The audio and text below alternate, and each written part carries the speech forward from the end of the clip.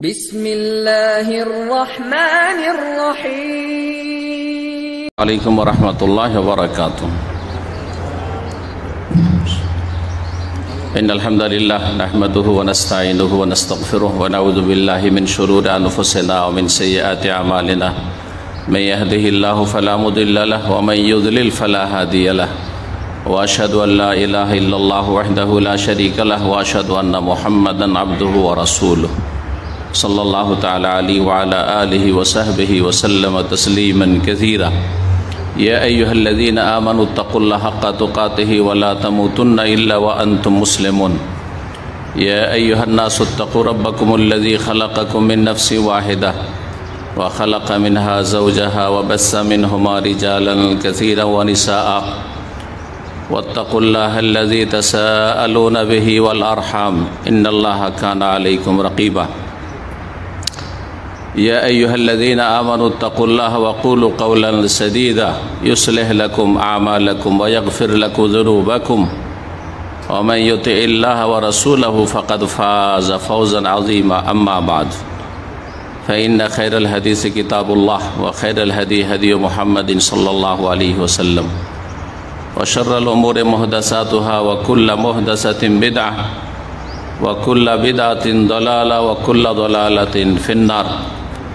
अऊज़ु बिल्लाहि मिनश शैतानिर रजीम। लक़द मन्नल्लाहु अलल मुअमिनीन इज़ बअस फ़ीहिम रसूलन मिन अनफुसिहिम यतलू अलैहिम आयातिहि व युज़क्कीहिम व युअल्लिमुहुमुल किताब वल हिकमह व इन कानू मिन क़ब्लु लफ़ी ज़लालिम मुबीन। सम्मानित दिनी भातृमंडली, पर्दार आड़ालेर मा एवं बोनेरा, आल्लाह रब्बुल आलमीनेर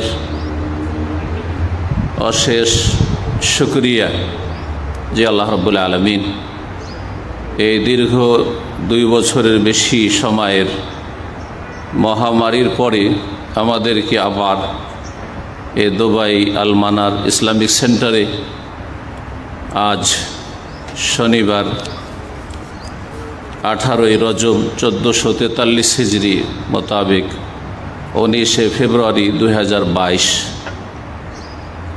একত্রিত হওয়ার তৌফিক দান করেছেন মহান আল্লাহ রব্বুল আলমিনের কথা এবং তার প্রিয় রাসূল সাল্লাল্লাহু আলাইহি সাল্লামের কথা কিছু শোনার জন্য, শোনাবার জন্য। আবার স্বাভাবিক অবস্থায় আল্লাহ রাব্বুল আলামিন আমাদেরকে ফেরার জন্য রাস্তা খুলে দিয়েছেন। মহান আল্লাহর কাছে দোয়া করি, শুকরিয়ার সাথে সাথে, তার প্রশংসার সাথে সাথে আল্লাহ রাব্বুল আলামিন যেন পুরোপুরি স্বাভাবিক জীবনে ফিরে আসার আমাদের সকলকে, সকল মানুষকে তৌফিক দান করেন। আল্লাহ রাব্বুল আলামিন আমাদের পাপের কারণে, আমাদের অন্যায়ের কারণে, আমাদের ত্রুটির কারণে আমাদেরকে যেন পকড়াও না করেন। দুনিয়াতে আল্লাহ রাব্বুল আমাদেরকে মাফ করেন এবং আখিরাতে আল্লাহ রাব্বুল আলামিন আমাদেরকে তার আযাব থেকে, তার শাস্তি পকড়াও থেকে, হিসাব থেকে আল্লাহ রাব্বুল আলামিন আমাদেরকে রক্ষা করেন। রব্বুল আলামিন আমাদেরকে নিজেদের সংশোধনের তৌফিক দান করেন। এসব বালা মুসিবতের মাধ্যমে যদি আমরা সংশোধন করতে পারি, আর আমাদেরকে প্রথম শুরু করতে হবে ব্যক্তি জীবন থেকে, তাহলে জানতে হবে যে মহামারীতে আমাদের জন্য করুণা হয়েছে, রহমত হয়েছে। কখনো কখনো বালা মুসিবত মানুষের উপকারে আসে যখন মানুষ নিজেকে সংশোধন করতে পারে। আল্লাহ রাব্বুল আলামিন যেন আমাদের রহম করেন, আমাদেরকে ক্ষমা করেন এবং আমাদের দিন দুনিয়ার সার্বিক জীবনে যেসব ভাই বোনেরা বিশেষ করে আজকে সরাসরি এখানে এসেছেন, আর যারা হয়তো এখানে আছেন কিন্তু বিভিন্ন ওজরে ডিউটির কারণে আসতে পারেননি, আল্লাহ রাব্বুল আলামিন যে কোনো ভালো মানুষকে, মুসলিম ভাই বোনদেরকে আল্লাহ রাব্বুল আলামিন যেন সকল ফিতনা থেকে, অনিষ্ট থেকে, বালা মুসিবত থেকে হেফাজত করেন। সালাতু সালাম প্রিয় নবী মুহাম্মদ রাসূলুল্লাহ সাল্লাল্লাহু আলাইহি সাল্লামের উপর, যিনি রাহমাতুল লিল আলামিন, যার চরিত্র ছিল আল কোরআনুল কারীম, মা আয়েশা রাদিয়াল্লাহু তাআলা আনহা জিজ্ঞাসা করা হয় যে কাইফা কানা খুলুক রাসূলিল্লাহ সাল্লাল্লাহু আলাইহি ওয়াসাল্লাম, রাসূলুল্লাহ সাল্লাল্লাহু আলাইহি ওয়াসাল্লামের চরিত্র কেমন ছিল?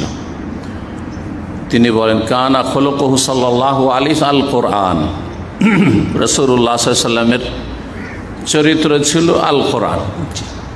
তাহলে চরিত্র সম্পর্কে জানার জন্য আমাদেরকে কোরআনে কারীমের কাছাকাছি হতে হবে, আমাদের ছেলে মেয়েদেরকে কোরআনে কারীমের সাথে সম্পৃক্ত করতে হবে।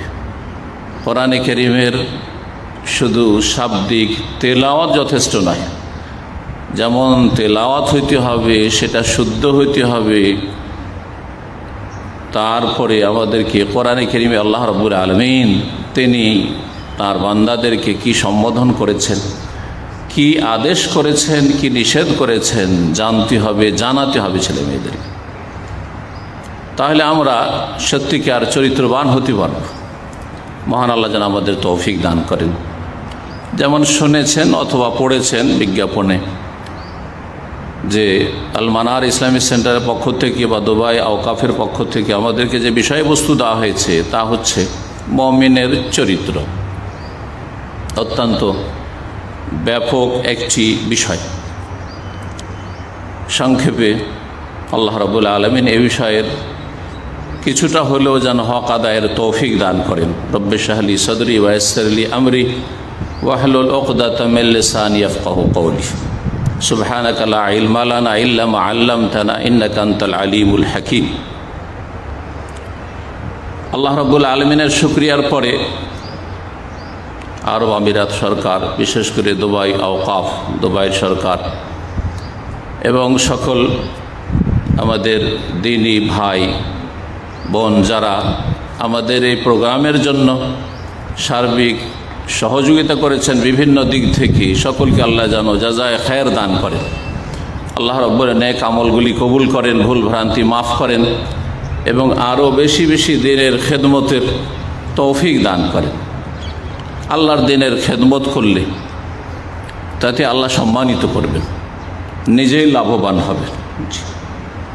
আপনি কারো উপকার করলেন না, বরং আপনি নিজের উপকার করলেন।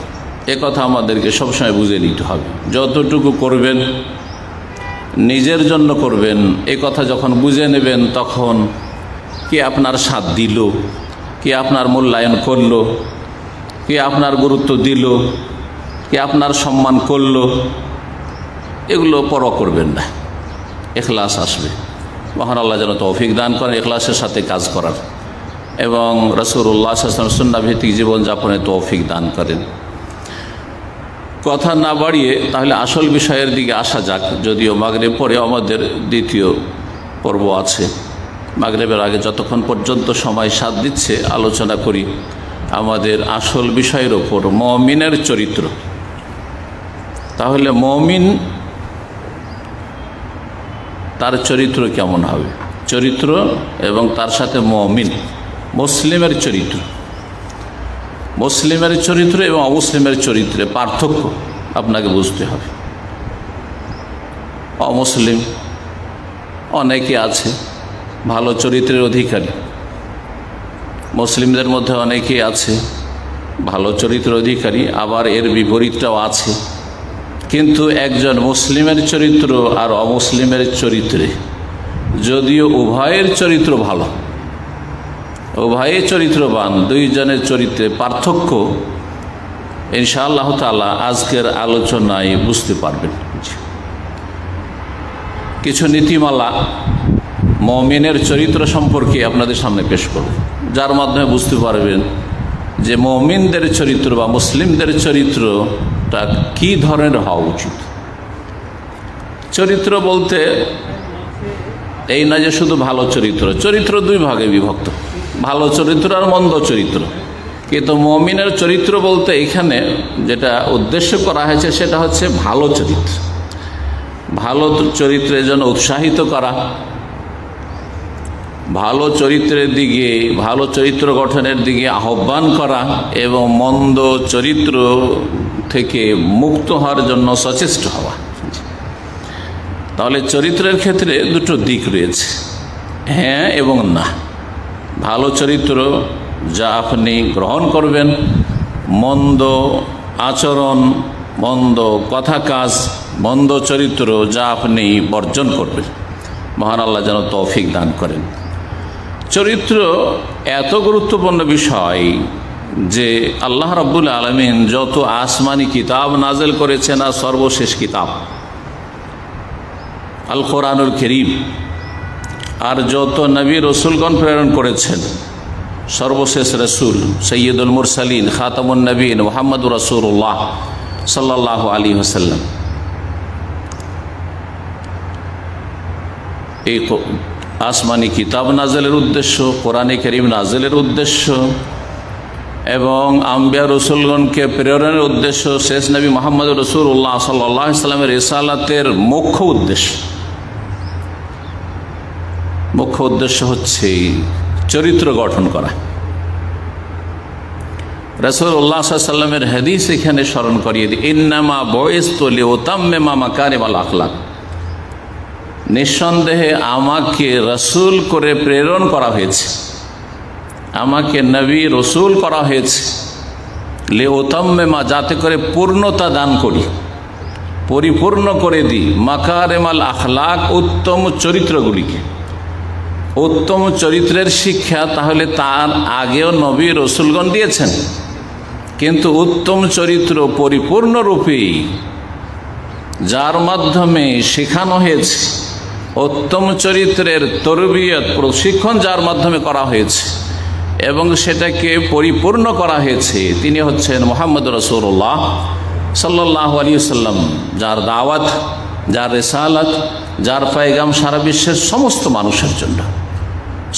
মানুষের জন্য ফরজ যে মুহাম্মদ রাসূলুল্লাহ সাল্লাল্লাহু আলাইহি ওয়াসাল্লামের এই শেষ রিসালাতকে মেনে নেবে, শেষ পয়গামকে সাদরে গ্রহণ করবে, শেষ পয়গামের স্বীকৃতি দান করবে। লা ইলাহা ইল্লাল্লাহ তাওহীদের স্বীকৃতির মাধ্যমে মুহাম্মদ রাসূলুল্লাহ, মুহাম্মদ সাল্লাল্লাহু আলাইহি ওয়াসাল্লাম আল্লাহর রাসূল, এই কথার স্বীকৃতির মাধ্যমে।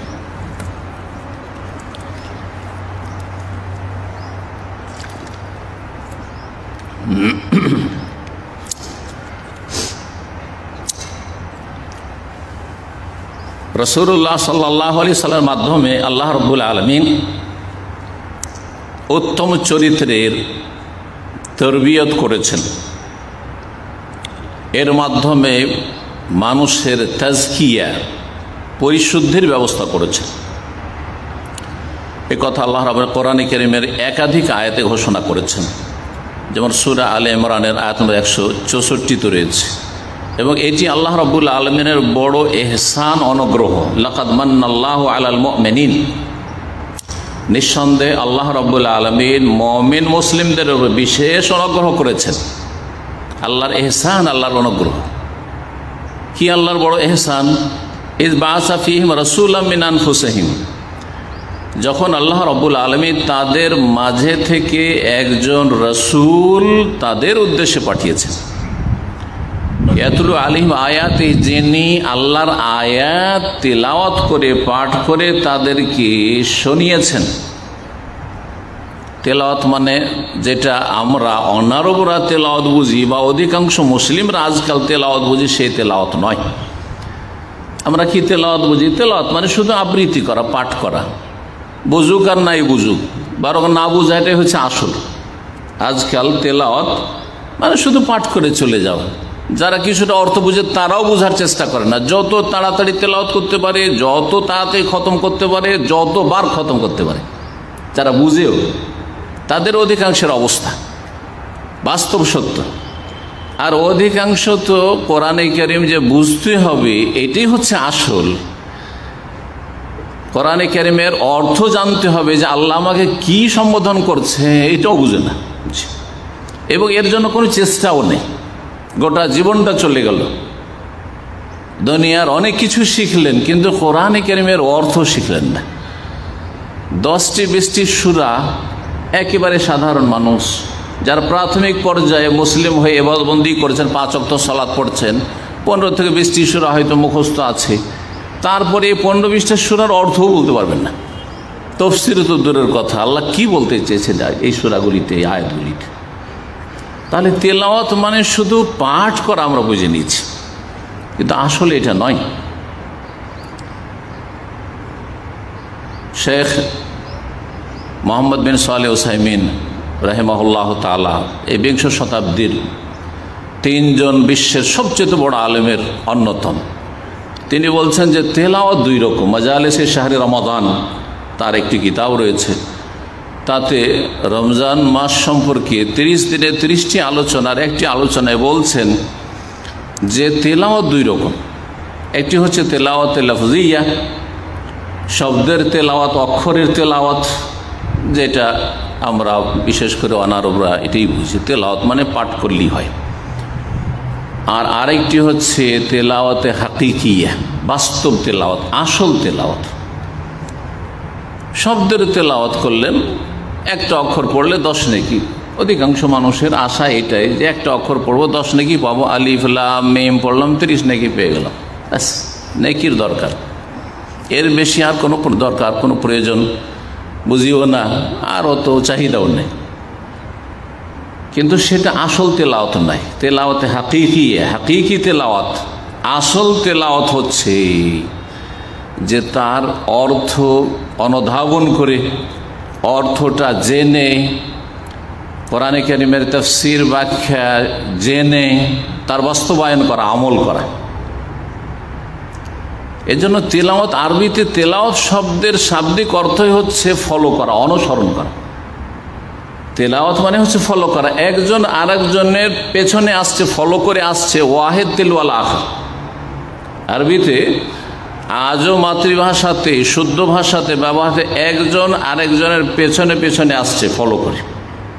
তাহলে তেলাওয়াত মানে হচ্ছে আসলে ফলো করা। কোরআনে কারিমের যদি ফলোয়ার হতে পারেন, কোরআনে কারিমের যদি অনুসারী হতে পারেন, আর অনুসারী কখন হবেন? শুধু শব্দের তেলাওয়াত করে। তাহলে আল্লাহ রাব্বুল আলামিনের রাসূল সাল্লাল্লাহু আলাইহি ওয়াসাল্লামকে যে মহান আল্লাহ পাঠিয়েছেন যে উদ্দেশ্যে, আর যেটা মানব জাতির ওপর বড় অনুগ্রহ, ইহসান, তার প্রথম হচ্ছে ইয়াতলু আলাইহিম আয়াতিহি, তিনি আল্লাহর আয়াতগুলি তেলাওয়াত করে শুনিয়েছেন। মানে এই নয় যে শুধু অক্ষর শুনিয়ে দিয়েছেন, শুধু নেকি হাসিল করো, আমি পড়ে নেকি হাসিল করছি, তোমরা শুনে নেকি হাসিল করো। যেমন কিছু লোকের আছে কোরআন পড়তে তো পারে না, তো শুনতে থাকে, মনে শুনে শুনে নেকি, ব্যাস কোরআনে একটা অডিও ভিডিও চালিয়ে দিয়েছে, বাসায় তেলাওয়াত হচ্ছে, অথবা পাশে কেউ তেলাওয়াত করছে আর কোরআন শুনছে, মনে করছে আমি একটা নেকির কাজ করছি। ঠিক আছে, নেকির মজলিসে বসে আছেন, কিন্তু এই নেকিটা আপনার জন্য কি যথেষ্ট? মোটেই যথেষ্ট নয়, মোটেই যথেষ্ট নয়। ইয়াতলু আলাইহিম আয়াতিহি, রাসূলুল্লাহ সাল্লাল্লাহু আলাইহি সাল্লাম তেলাওয়াত করতেন, তেলাওয়াত করে শোনাতেন, বুঝিয়ে দিতেন যে আল্লাহ তোমাদেরকে এই বলতে চেয়েছেন, ওয়াবুদুল্লাহ ওয়ালা তুশরিকু বিহি শাইআ, এক আল্লাহর ইবাদত করো, তার সাথে কোনো কিছুকে শরীক করিও না। ইলাহুকুম ইলাহু ওয়াহিদ, তোমাদের এলাহ, উপাস্য, মাবুদ একমাত্র এক। জি, আর আরবরা মুশরিক, কাফের, পৌত্তলিক হইলেও এই ভাষাগুলি বুঝতো ভালো করে 1400 বছর আগে, যথেষ্ট বুঝতো তারা। তাদের মাতৃভাষায় কোরআন নাযিল হয়েছে, না বুঝে কোনো কথা তারা বলে কোনো প্রতিক্রিয়া দেখায় নাই। অবাক হইতো, এটা কেমন কথা হলো? ঠিক আছে, ওপরওয়ালা মানি, স্রষ্টা মানি, আল্লাহকে মানি, আসমান জমিন সৃষ্টি করেছেন, আমাদের রিজিক দাতা মানি, আল্লাহর রুবুবিয়াত, আল্লাহর কাজে আল্লাহর একত্ব মানি, কিন্তু আজাল আলিহাতা ইলাহান ওয়াহিদা ইন্না হাযা লাশাইউন উজাব, এতগুলি আমাদের উপাস্য রয়েছে, দেবদেবী রয়েছে, এগুলো সব না করে দিল, শুধু ইলাহান ওয়াহিদা, শুধু এক, বাস। ইন্না হাযা লাশাইউন উজাব, এটা তো আশ্চর্য কথা, এটা মেনে নেওয়া যায় না। মুহাম্মদের এই কথা মেনে নেওয়া যায় না সাল্লাল্লাহু আলাইহি ওয়াসাল্লাম। কিন্তু আজ অনেকে আছে কতবার যে খতম করছে, কত যে কোরআন খতম করছে, আর কত যে তেলাওয়াত করছে, কিন্তু তেলাওয়াতের সাথে সাথে মাজারে সেজদাও করছে, কবর গায়রুল্লাহর কাছে সন্তান চাইছে, রোগের আরোগ্য চাইছে, বালা মুসিবত দূর করা চাইছে, মনের কামনা বাসনা পূরণ চাইছে, কত কি চাইছে গায়রুল্লাহর কাছে। বরং বালা মুসিবত যত বাড়তে থাকে তত বেশি আল্লাহ ছাড়া অন্যের কাছে চায়। প্রথম দিকে একটু মসজিদে দোয়া করে, হ্যাঁ একটু দোয়া করে, মোনাজাত করে আল্লাহর কাছে, দেখছেন না কাজ হবে না। এই কাজ এখন ওই মৃত ব্যক্তি করে দিতে পারে, যে মরেও মরে না, ও মাজারে গেলেই পাওয়া যাবে। এই হচ্ছে আমাদের ইসলাম। জি, উপমহাদেশের ইসলাম, অধিকাংশ মানুষের হচ্ছে এই ইসলাম। আল্লাহ রাব্বুল আলামিন যেন হেফাজত করেন। ইয়াতলু আলাইহিম আয়াতিহি, রাসূলুল্লাহ সাল্লাল্লাহু আলাইহি ওয়াসাল্লাম তার আয়াতগুলি তেলাওয়াত করে শুনিয়েছেন, তাকে এই জন্য পাঠানো হয়েছে। ওয়ায়ুযাক্কিহিম, এবং এই আয়াতের তেলাওয়াত, আল্লাহর বিধান কোরআনে কারীমের তেলাওয়াতের মাধ্যমে, শিক্ষা দেওয়ার মাধ্যমে তাদের তাজকিয়া করতেন, তাদের আত্মার পরিশুদ্ধি করতেন, তাদের চরিত্রগুলিকে খারাপ চরিত্র থেকে পাক পবিত্র করতেন। তাজকিয়া, এই ইউযাক্কিহিম এখানে চরিত্রের শিক্ষা দেওয়া হয়েছে। তো নবী করিম সাল্লাল্লাহু আলাইহি সাল্লামের প্রেরণের একটি মুখ্য উদ্দেশ্য হচ্ছে চরিত্র গঠন। একজন মুসলিম নিজেকে মুসলিম বলে, নিজেকে ইমানদার বলে, অথচ তার চরিত্র যদি খারাপ, তার মধ্যে খারাপ চরিত্র আছে আর ভালো চরিত্র নেই, তাহলে সেই ব্যক্তি রাসূলুল্লাহ সাল্লাল্লাহু আলাইহি সাল্লাম যে উদ্দেশ্যে প্রেরিত হয়েছেন সেই উদ্দেশ্যের বাস্তবায়ন করলো না। ওয়ায়ুআল্লিমুহুমুল কিতাব ওয়াল হিকমা, এবং তাদেরকে কিতাব আর হিকমতের জ্ঞান দান করার জন্য এসেছিলেন রাসূলুল্লাহ সাল্লাল্লাহু আলাইহি ওয়াসাল্লাম। যাই হোক, রাসূলুল্লাহ সাল্লাল্লাহু আলাইহি ওয়াসাল্লাম হচ্ছেন উত্তম আদর্শ আমাদের জীবনের প্রতিটি ক্ষেত্রে, যেমন আকীদা বিশ্বাসের ক্ষেত্রে, তেমনি ইবাদত বন্দেগীর নিয়ম তরিকার ক্ষেত্রে, তেমনি আখলাক চরিত্র গঠনের ক্ষেত্রে। লাকাদ কানা লাকুম ফি রাসূলিল্লাহি উসওয়াতুন হাসানাহ। রাসূলুল্লাহ সাল্লাল্লাহু আলাইহি ওয়াসাল্লাম উত্তম চরিত্রের জন্য উৎসাহিত করেছেন। উত্তম চরিত্র গঠনের বড় ফজিলত রয়েছে, বহু হাদিস এই মর্মে রয়েছে। এবং সবচেয়ে শ্রেষ্ঠ মানুষ যিনি রাসূলুল্লাহ সাল্লাল্লাহু আলাইহি ওয়াসাল্লাম, তাকে আল্লাহ রাব্বুল আলামিন সার্টিফিকেট দিয়েছেন যে ওয়া ইন্নাকা লাআলা খুলুকিন আযীম, হে নবী তুমি মহান চরিত্রের অধিকারী, তুমি মহান চরিত্রের অধিকারী। লাআলা খুলুক, শুধু চরিত্র বলা হয়নি, আযীম মহান চরিত্রের অধিকারী। রাসূলুল্লাহ সাল্লাল্লাহু আলাইহি ওয়াসাল্লাম যেমন মুসলিমের সাথে চরিত্রবান, তেমন অমুসলিমের সাথে চরিত্রবান। যেমন আপনজনদের সাথে, বন্ধুদের সাথে, হিতাকাঙ্ক্ষীদের সাথে চরিত্রবান, তেমনি শত্রু বিদ্বেষী দুশ্মনদের সাথে চরিত্রবান। এই আদর্শ পেশ করেছেন, বাস্তবায়ন করেছেন, সেদিকে কথা কাজের মাধ্যমে আহ্বান করেছেন সাইয়্যিদুল মুরসালিন মুহাম্মদ সাল্লাল্লাহু আলাইহি ওয়াসাল্লাম। মুমিনের চরিত্রের ক্ষেত্রে আজকে যতদূর সময় আমাদের সাথ দেবে কয়েকটি নীতিমালা বর্ণনা করব।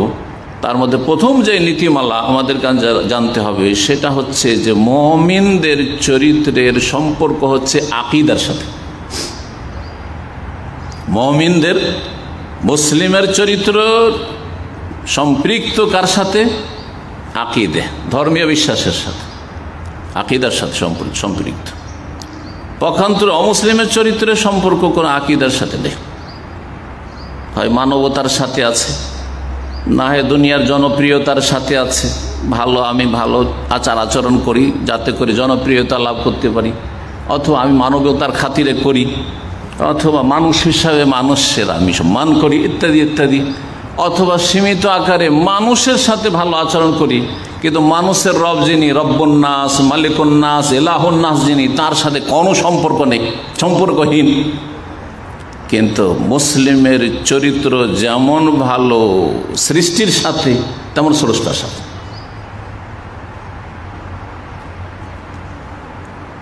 আকীদার সাথে ওতপ্রোতভাবে জড়িত একজন মুসলিমের চরিত্র। এই বিষয়টিকে যদি খোলাসা করা যায় তাহলে এতে যথেষ্ট সময় লাগবে, কিন্তু দুই একটি উদাহরণ বা হাদিস সামনে রাখলে আমরা স্পষ্ট বুঝতে পারবো যে মুমিনের চরিত্রের ঘনিষ্ঠ সম্পর্ক আকীদার সাথে। বরং যতগুলি উত্তম চরিত্র রয়েছে, ভালো চরিত্রের দিক রয়েছে, সবগুলির বুনিয়াদ হচ্ছে আকীদার উপর, বিশুদ্ধ আকীদার উপর। যার আকীদা যত বেশি খাঁটি হবে, যত যার আকীদা মজবুত হবে এবং সহি আকীদা হবে তত বেশি সে চরিত্রবান হবে। যদি দেখা যায় যে একজন লোক বাহ্যিক দাবি করছে সে সহি আকীদার লোক,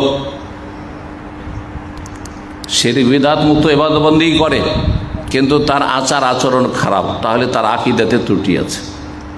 যতই দাবি করুক না কেন তার আকীদায় ত্রুটি রয়েছে। আকীদা ঠিক থাকবে আর চরিত্র ঠিক হবে না, এতে তার ঈমানে অবশ্যই ত্রুটি আছে, মৌলিক বিষয় ত্রুটি আছে। তাহলে আমাদেরকে এই বিষয়টি সবসময় মনে রাখতে হবে যে আমাদের চরিত্রের সম্পর্ক যখন আকীদার সাথে, তাহলে আমাদের চরিত্রে যদি ত্রুটি দেখা যায় তার মানে আকীদাতে ত্রুটি আছে, আকীদায় ত্রুটি আছে, ধর্মীয় বিশ্বাসের ত্রুটি রয়েছে। আমাদের আকীদা, আমরা মুসলিম হিসাবে আমাদের আখলাক চরিত্র হচ্ছে আকীদাগত চরিত্র, আমাদের চরিত্র হচ্ছে আল্লাহওয়ালা চরিত্র, আমাদের চরিত্রের সম্পর্ক রবের সাথে। কারণ যে কোনো ভালো আচরণ কারো সাথে করি, কিসের জন্য করছি? রবের সন্তুষ্টির জন্য করছি, রবের কাছে কিছু পাওয়ার জন্য করছি। আল্লাহর সাথে আমার সম্পর্ক রয়েছে, আপনি কি দেবেন না দেবেন, আপনার কাছে কি চাওয়া পাওয়া আছে না আছে ওটা দেখার বিষয় নেই। আমার রব আমাকে ভালো আচরণ করতে বলেছেন, আমার রাসূল আমাকে ভালো আচরণ করতে বলেছেন, এবং এর ওপর ইহকাল পরকাল উত্তম প্রতিদান আর ওয়াদা আল্লাহ রাব্বুল আলামিন করেছেন, এই আশা নিয়ে করছি। আপনি আমার সাথে খারাপ আচরণ করবেন না ভালো করবেন, আমি আপনার ভালো করলাম, কিন্তু আপনি আমার সাথে কি করবেন এটা আমার দেখার বিষয় না। আশা করি এই কথার মাধ্যমে বুঝতে পারছেন যে আমাদের চরিত্রের সম্পর্ক যে আকীদার সাথে কত মজবুত। চিন্তা করুন, একটি ভালো চরিত্র হচ্ছে এহসান করা। এহসান করা মানে সদাচরণ করা, ব্যাপক অর্থ। এহসান যে কোনো কথা কাজে নিষ্ঠা থাকা, নিষ্ঠার সাথে কাজ করা। এটা যেমন মানুষের সাথে তেমনি আল্লাহর অন্যান্য সৃষ্টির সাথে, বিভিন্ন প্রাণীর সাথে, সমস্ত সৃষ্টিগুলির সাথে, তেমনি সৃষ্টি জগতের রব আল্লাহ রব্বুল আলমিনের সাথে এহসান। এই জন্য সহিহ বুখারীতে যে হাদিসটি রয়েছে, জিবরাইল আলাইহিস সালামের হাদিস বলে মশহুর হাদিস। জিবরাইল আলাইহিস সালাম মানুষের রূপ ধারণ করলেন, অপরিচিত আগন্তুক, আর আসলেন। আসার পরে কয়েকটি প্রশ্ন করা শুরু করলেন, জিজ্ঞেস করলেন ইসলাম সম্পর্কে। উত্তর দিলেন রাসূলুল্লাহ সাল্লাল্লাহু আলাইহি ওয়াসাল্লাম। সাহাবায়ে কেরামরা বসে আছেন, ওনারা বুঝতে পারছেন না যে ইনি জিবরাইল আলাইহিস সালাম, কারণ মানুষের রূপ ধরে এসেছেন। কিন্তু রাসূলুল্লাহ সাল্লাল্লাহু আলাইহি ওয়াসাল্লাম জানছেন যে আমাকে জিবরাইল এসে জিজ্ঞেস করছে। ঈমান সম্পর্কে জিজ্ঞাসা করলেন, উত্তর দিলেন রাসূলুল্লাহ সাল্লাল্লাহু আলাইহি ওয়াসাল্লাম। ইসলামের স্তম্ভ 5টি, ঈমানের 6টি। জিজ্ঞাসা করলেন এহসান সম্পর্কে, ফাআখবিরনি আনিল এহসান ইয়া রাসূলুল্লাহ, হে আল্লাহ রাসূল সাল্লাল্লাহু আলাইহি ওয়াসাল্লাম, আমাদেরকে এহসান সম্পর্কে বলে দিন। এহসান, এহসান কি জিনিস? এহসানের শাব্দিক অর্থ হচ্ছে ভালো করা। আহসানা ইউহসানু, হাসান থেকে, হাসান মানে ভালো, হাসান নাম রাখি আমরা, হাসান মানে ভালো সুন্দর। তো আহসানা ইউহসানু থেকে এহসান মানে মানুষের সুন্দর করা, মানুষের সাথে ভালো আচরণ করা, মানুষের ভালো করা, মন্দ না করা, এটি এহসান। বা যে কোনো সৃষ্টির রবের সাথে এহসান করা। আল্লাহ রাব্বুল আলামিনের ক্ষেত্রে, ইবাদতের ক্ষেত্রে এহসান সম্পর্কে জিজ্ঞাসা করলেন। আখবিরনি আনিল এহসান মানে এহসান মা আল্লাহ, এহসান ফিল ইবাদা, ইবাদতে এহসান কি জিনিস আমাকে বলে দিন। তাহলে বোঝা যাচ্ছে যে সদাচরণ হইতে হবে, ভালো আচরণ হইতে হবে ইবাদত বন্দেগীর ক্ষেত্রে রবের সাথে। আর সেটি হচ্ছে আনতা আবুদাল্লাহ কান্নাকা তারাহ ফাইন লাম তাকুন তারাহু ফাইন্নাহু ইয়ারাক। আনতা আবুদাল্লাহ, আল্লাহ রাব্বুল আলামিনের ইবাদত বন্দেগী করবে কান্নাকা তারাহ, যেন তুমি তাকে দেখছো। আল্লাহর ইবাদত করবে মানে এই নয় যে শুধু সালাত অবস্থায় আপনি, কেন অনেকে মনে করে যে সালাত অবস্থায় আপনি এত খুশুর সাথে, এত মনোযোগী হয়ে সালাত আদায় করে নামাজ পড়েন যেন আল্লাহকে দেখছেন। তো আপনার সালাতটাই শুধু ইবাদত, সালাতের বাইরে ইবাদত নাই। মুমিনের জীবনের 24 ঘন্টা প্রতিদিনের সবটাই ইবাদত। মুমিনের জীবনটাই হচ্ছে ইবাদতের জিন্দেগি। এই জন্য আল্লাহ রাব্বুল আলামিন সূরা হিজরের শেষ আয়াতে বলছেন, ওয়াবুদ রাব্বাকা হাত্তা ইয়াতিয়াকাল ইয়াকিন, তোমার রবের ইবাদত চালিয়ে যাও তোমার মরণ আসা পর্যন্ত। মরণ আসা পর্যন্ত ইবাদত চালিয়ে যাও। সবসময় আমরা ইবাদতে আছে। এই যে এখন দিনের মজলিসে আছে, মজলিসে ইবাদতের মজলিসে আছে। আপনি এখান থেকে উঠে মসজিদে যাবেন, এই যে সৎ নিয়ত নিয়ে যাচ্ছেন, আমি মসজিদ ইবাদত বন্দেগীর জন্য যাচ্ছি, রাস্তায় যাচ্ছেন, কদমে কদমে আপনি সওয়াব পাচ্ছেন, ইবাদতের পথে আছেন। দিন শিখলেন, বাসায় ফিরে যাচ্ছেন, ঘরে ফিরে যাচ্ছেন, কারণ সেখানে পরিবারের হক আছে। পরিবার থাকলে ছেলে মেয়েদের হক আছে, অথবা আমার শরীরের হক রয়েছে, যে হকগুলি আদায় করতে হবে। আবার আগামীকালকে ডিউটি যদি থাকে তো ডিউটি করব, যেই মালিকের কাছ থেকে আমি কিছু পারিশ্রমিক নিচ্ছি, বেতন নিচ্ছি, তার হক আছে, এগুলি আদায় করতে হবে। সুতরাং যথাসময় আমাকে আমার শরীরকে আরাম দিতে হবে, যাতে আগামীকালকে মানুষের হকটা ভালো করে আদায় করতে পারি। তাহলে সবসময় ইবাদতে আছেন আপনি। আপনি দোকানপাটে গেলেন, আপনি ব্যবসা করেন, কোনো কিছু বিক্রি করছেন, আপনি সততা অবলম্বন করবেন, সেখানে আপনি আল্লাহর ইবাদতে আছেন। খরিদ করতে গেছেন, আপনি কাউকে ক্ষতিগ্রস্ত করবেন না, কারোর সাথে প্রতারণা করবেন না, কারো ধোঁকাবাজি করবেন না, বরং সততা অবলম্বনে আপনি ক্রয় বিক্রয় করবেন। আপনি ইবাদতে আছেন, নেকির কাজে আছেন। মুমিনের জীবনটাই হচ্ছে ইবাদতের জীবন, যদি তাতে সৎ নিয়ত থাকে, হসন নিয়ে যদি ভালো নিয়ত থাকে। তো ইবাদত বন্দেগীর ক্ষেত্রে বললেন যে আনতা আবুদ আল্লাহ, আল্লাহর ইবাদত করবে কান্নাকা তারা, যেমন তুমি দেখছো। দেখা যায় না আল্লাহকে, কিন্তু দেখলে আল্লাহকে কেউ যদি সচক্ষে দেখে তার অবস্থাটা কেমন হইতে পারে। একজন শাসক হঠাৎ করে যদি কেউ চলে আসে, যার কথা কল্পনা করতে পারেন না যে তার সাথে কোনোদিন দেখা হইতে পারে, সামনে এসে হঠাৎ করে হাজির, তাহলে আপনাদের অবস্থাটা কেমন হইতে পারে, মানসিক, শারীরিক, আর যে কেমন হইতে পারে চিন্তা করেন। অথচ আপনার আমার মতো একজন মানুষ শুধু দেশের শাসন ক্ষমতায় হয়তো আছে, তাহলে রব্বুল আলামিন, যিনি আসমান জমিনের রব, সমস্ত কিছুর মালিক, হায়াত মওতের মালিক, দুনিয়া আখিরাতের মালিক, যেন তাকে তুমি দেখছো, যেন তাকে দেখছো, এইভাবে তুমি ইবাদতবন্দি করো। যদি সেটা সম্ভব না হয় তো ইহসানের আরেকটি স্তর হচ্ছে ওর চাইতে নিচে, কিন্তু সেটাও খুব গুরুত্বপূর্ণ। কমপক্ষে সেটা যেন থাকে, ফাইনলাম তাকুন তারাও ফাইন্নাহু ইয়ারাক, তাহলে আল্লাহ তোমাকে দেখছো, আল্লাহ দেখছে। ক্যামেরা লাগানো আছে,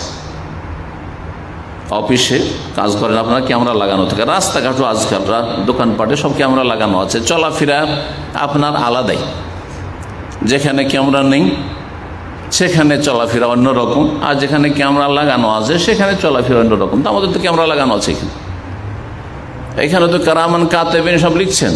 ইয ইয়াতালাক্কাল মুতালাক্কিয়ান আনিল ইয়ামিন ওয়া আনিশ শিমালি কাইদ, ডানে বামে বসে প্রস্তুত আছে। আল্লাহ সূরা কাফে বলছেন, মা ইয়ালফাযু মিন কাওলিন ইল্লা লাদাইহি রাকিবুন আতীদ। আপনি কি বলছেন, আপনি আপনার স্ত্রী, আপনার ছেলে মেয়ের সাথে কি কথা বলছেন, আপনি আপনার প্রতিবেশীর সাথে কি কথা বলছেন, আপনার আশেপাশের লোকের সাথে কি কথা বলছেন, ভালো না মন্দ বলছেন,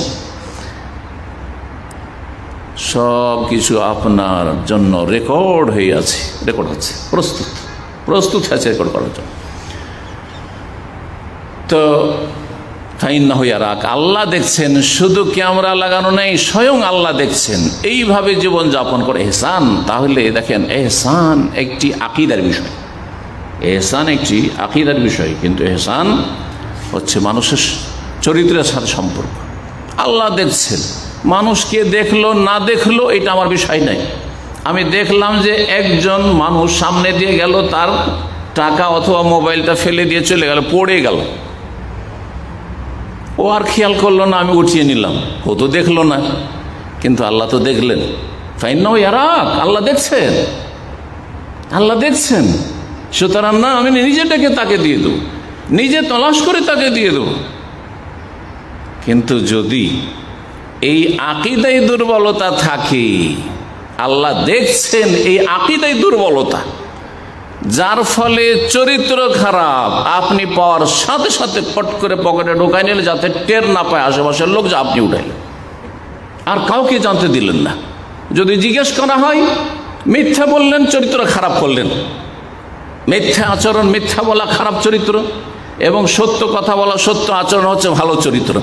সত্য কথা না বলে মিথ্যা কথা বললেন, কিসের জন্য? কারণ আপনার ইহসানের যে আকীদা, সে আকীদায় ত্রুটি রয়েছে। তো আশা করি এই কথার মাধ্যমে বুঝতে পারছেন যে আকীদার সাথে চরিত্রের কত ঘনিষ্ঠ সম্পর্ক রয়েছে। চিন্তা করুন, আল্লাহ রাব্বুল আলামিন কোরআনে কারিমে কত জায়গায় বলেছেন যে আল্লাহ দেখছেন, আল্লাহ শুনছেন, আল্লাহ জানছেন, আল্লাহ বসির, সর্বদ্রষ্টা, সবকিছু দেখছেন। আল্লাহ আলিম, সর্বজ্ঞ, সবকিছু জানছেন। আল্লাহ সামি, আল্লাহ সর্বশ্রোতা, সবকিছু শুনছেন। কত আয়াতে কোরআনে কারিমে এসেছে। এগুলো আকীদার বিষয় নয়? অবশ্যই আকীদার বিষয়। সূরা আল আখের আয়াত নম্বর 14 আল্লাহ বলছে আলাম ইয়ালাম, মানুষ কি জানে না এই কথা, বিশ্বাস করে না যে বেআন্নাল্লাহ ইয়ারা, আল্লাহ দেখছেন? আল্লাহ তো দেখছেন। সুতরাং যিনি দেখছেন তিনি তো আমাকে বদলা দেবেন। তো তার জন্য আমি করছি, আপনাদের সাথে আমি ভালো আচরণ করছি, যে কোনো সৃষ্টির সাথে আমি ভালো আচরণ করছি, এই জন্য যে আল্লাহ আমাকে দেখছেন। আপনি দেখলেন না দেখলেন, আপনি আমার কাজে আসবেন না, সেটা আমার দেখার বিষয় নয়। জি, বেআন্নাল্লাহ ইয়ারা, বরং আল্লাহ রাব্বুল আলামিন অন্তরের কথা জানছেন। অন্তরের কথা মুখে প্রকাশও করলেন না। অন্তরে যে কথা আসলো কেউ জানল না, বরং অন্তরে কথাটি আসলো 1-2 সেকেন্ডের জন্য, তারপর আবার চলে গেল, যেটাকে খাতরাতুল কলব, অন্তরে কথার উদ্রেক হওয়া আর সাথে সাথে চলে যাওয়া। একটা ভালো কথা আসলো অথবা মন্দ কথা আসলো, চলে গেল, সেটাও আল্লাহ জানছেন। ওয়াহু আলিমুম বিযাতি সুদূর, তিনি জানছেন। তাহলে এই কথাগুলি যদি আমাদের সবসময় মনে থাকে, আর এগুলো কোরআনে কারীমের কথা, এগুলো রাসূলুল্লাহ সাল্লাল্লাহু আলাইহি ওয়াসাল্লাম হাদিসের কথা, তাহলে আমাদের চরিত্রের কোয়ালিটি কত ভালো হইতে পারে। তো মুমিনের চরিত্রে এই বিষয়গুলি সবসময় বিদ্যমান থাকবে। পক্ষান্তরে যে মুমিন নয়, মুসলিম নয়, তার চরিত্র ভিন্ন রকমের, লৌকিকতা সেখানে থাকতে পারে। জি, সেখানে যদি কখনো করে, হয়তো লোক দেখানো করলো না, কিন্তু তার মধ্যে ইনসানিয়ত ও কাজ করছে, মানবতা কাজ। আমি মানুষ, সেও মানুষ, শুধু মানুষ মানুষ হিসাবে আমি তার সাথে ভালো আচরণ করি। কিন্তু একজন মুসলিম এই জন্য ভালো আচরণ করে না কারোর সাথে যে আমি মানুষ, সেও মানুষ, বরং আমি আল্লাহর সামনে প্রতিটি কথা কাজের জন্য হাজির হব, জবাব দিতে হবে। এবং আমি ভালো কাজ যদি করে যেতে পারি, ভালো আচরণ করে যেতে পারি, তো আল্লাহর কাছে মহাপুরস্কার রয়েছে আমার জন্য, প্রস্তুত রয়েছে আমার জন্য এর প্রতিদান। আর যদি খারাপ আচরণ করে যাই, আর যার সাথে খারাপ আচরণ করলাম সে দুর্বল, আমার কিছুই করতে পারবেন না, ভালো করে বুঝতে পারছি। যেমন অনেকে মনে করেন স্ত্রী আপনার তুলনায়, স্বামীর তুলনায় দুর্বল, সুতরাং স্ত্রীর সাথে খারাপ আচরণ করছেন, দুর্ব্যবহার করছেন, তার হক আদায় করছেন না, তাকে সময় দিচ্ছেন না, শুধু পয়সাকে সময় দিচ্ছেন, চাকরিকে সময় দিচ্ছেন, আপনি আপনার স্মার্টফোনকে সময় দিচ্ছেন, হ্যাঁ, দুনিয়া নিয়ে মেতে আছেন। কিন্তু যাদের হক আপনার সাথে সংশ্লিষ্ট, আপনার স্ত্রীর, আপনার ছেলে মেয়েদের বিভিন্ন রকমের যে অধিকার রয়েছে, তাদের সাথে অবিচার করলেন, আপনি বুঝতে পারছেন যে কিছুই করতে পারবেন না। আমি যদি জুলুমও করি, আমার স্ত্রী কি করে নেবে? ওর উপায় আছে? হ্যাঁ, কি করে নেবে? আমার পাশের প্রতিবেশী গরিব, ও কি করে নেবে? প্রতিক্রিয়া দেখে কিছুই করতে পারবে না। এটা একজন যে মুমিন নয় সে করতে পারে, কিন্তু একজন মুসলিম মোটেই করতে পারে না। কারণ যতই বড় শক্তিশালী হন না কেন, আপনি, আপনার ওপর সর্বশক্তিমান আল্লাহ রাব্বুল আলামিন আছেন। জি, সালাতের সময় হয়ে যাচ্ছে, ইশারা করলেন আমাদের ভাইরা। সুতরাং যাদের উজু নেই উজু করবেন, আর যাদের উজু আছে মসজিদের দিকে যাবেন। ছেড়ে দেবেন, তো এখানেই ছেড়ে দিই, আর বাকি আলোচনা ইনশাআল্লাহ তাআলা পুরা করব মাগরিব পরে। আল্লাহ রাব্বুল আলামিন যেন তৌফিক দান করেন। জাযাকুমুল্লাহু খাইর।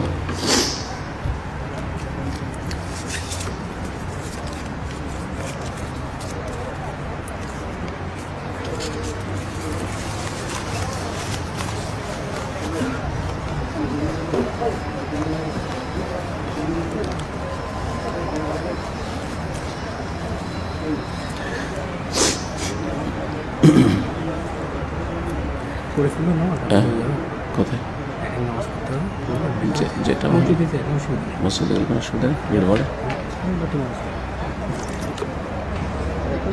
কোন মসজিদ এই মসজিদে বলছেন